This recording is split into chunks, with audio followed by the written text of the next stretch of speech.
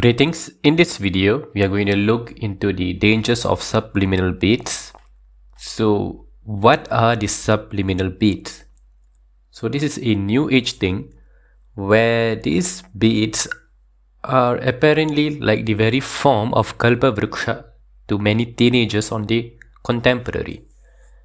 So, its availability across the net is synonymous to God's key in which one can use to unlock the universe to alter anything in his life, so as to speak. So how do these things work? Now, firstly, affirmations. Powerful statements about a reality that you want to manifest. For example, I am wealth, or I have wealth. For manifestation of wealth is picked.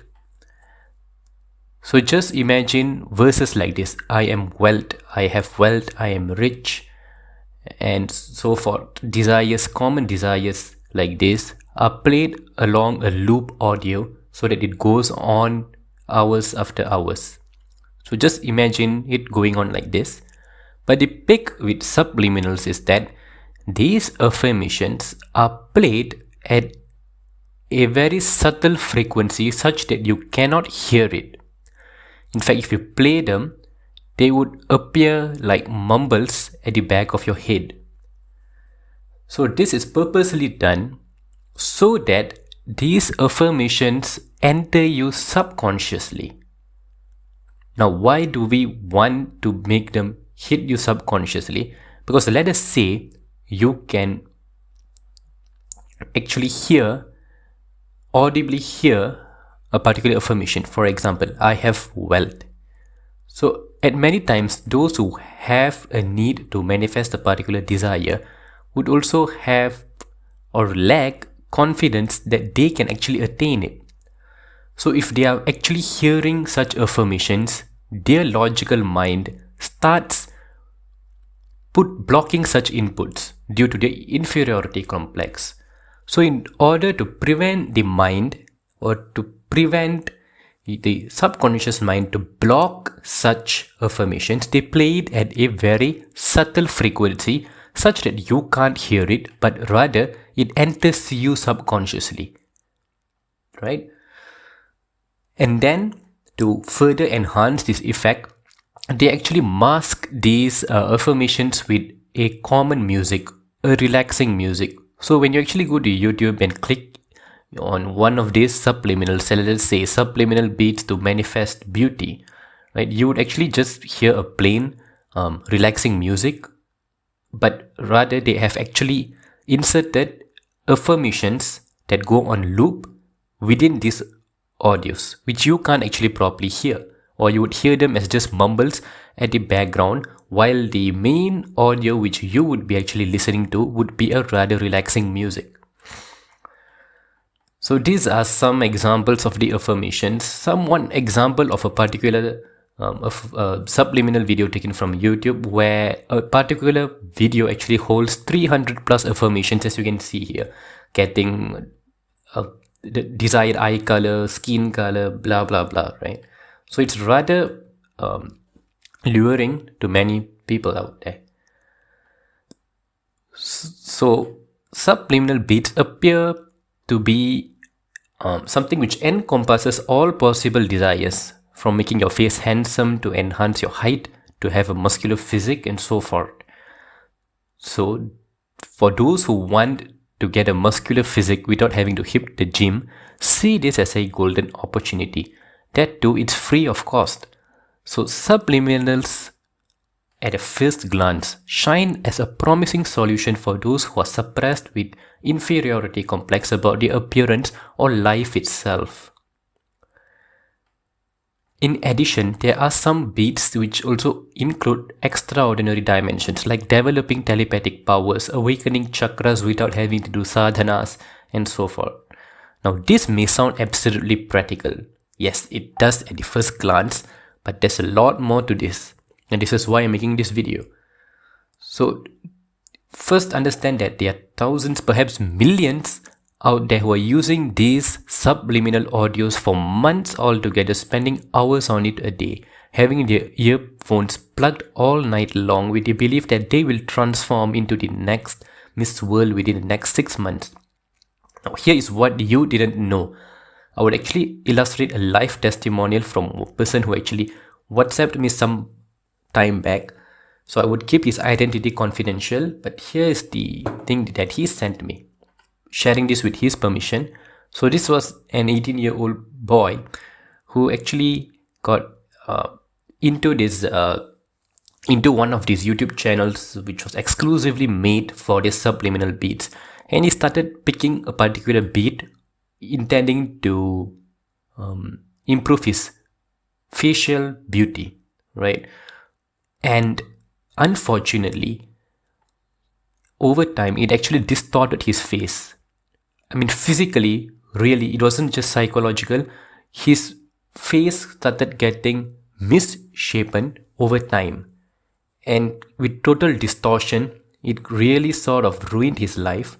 And then he actually messaged me and I told him the dangers of subliminals. And then using Gayatri, of course, I made sure that he was actually reciting, he knew how to recite the Gayatri properly, for it may actually it may worsen the effect if he was reciting it wrongly. So with that, he held on to the Gayatri, and see, 70%, as you can see from his own message, 70% of the distortion was actually resolved with Gayatri chanting. Another one, so this was a friend of mine. So she was also using these subliminals to enhance beauty, and over time it really gave severe adverse effects, right? So over a period of 1 year, where it actually started to neurologically affect her. And then again, it got resolved because she started listening to the Hanuman Chalisa. Now here is this thing, caution with sound energy. As the Vedas assert in the Taittiriya Upanishad of the Yajurveda, you exist as 5 layers, which we refer to as the Pancha Kosha. This is something which is very much commonly known, the 5 sheets or the 5 sheets of body that you have. So the mind is only one layer among the 5. Mind work has a very short-term effect. Energy work, on the other hand, has a permanent effect. In the Vedic culture, we never identified ourselves with the mind. This is a Western thing coming from Western philosophy, where they always emphasize so much on the mind. You know, saying that you are the mind, you are your thoughts, you exist because of your thoughts. So such crude philosophy started mushrooming and they entered our system. So we start thinking that we are the mind, and we start identifying ourselves with our thoughts and mind, when we are actually not. A mind is a small portion of what you actually are. Consciousness is the real deal here. We have always been operating from the consciousness, from the heart, which is the seat for absolute consciousness. Subliminal goes wrong because you put excessive input into the mental layer when the other 5 aspects are not in unison, right? So imagine just bombarding your mind with excessive input, and this will cause your entire system to just crash. This is why in the Indian culture, especially the yogic tradition, we gave so much importance to the alignment of the geometry between the body, mind and energy system, right? Because we understood that the mind is not the only component of what you call as you. So to think that you're the mind is absurd. To think that you can puppet the universe with your mind is the highest degree of stupidity. You are not a programmable device to reorganize your system by merely inserting such inputs. Simply forcing upon affirmations to manifest looks and wealth may give a temporary result, but the long-term damage is definitely devastating. Sound energy is a dimension by itself. Tuning yourself into a frequency with just mechanical affirmations will be more dangerous than you can actually know. This is why in the Vedic culture, we had always used a term which we refer to as sankalpa to manifest a reality. There is no English term equivalent to Sankalpa because it is too profound.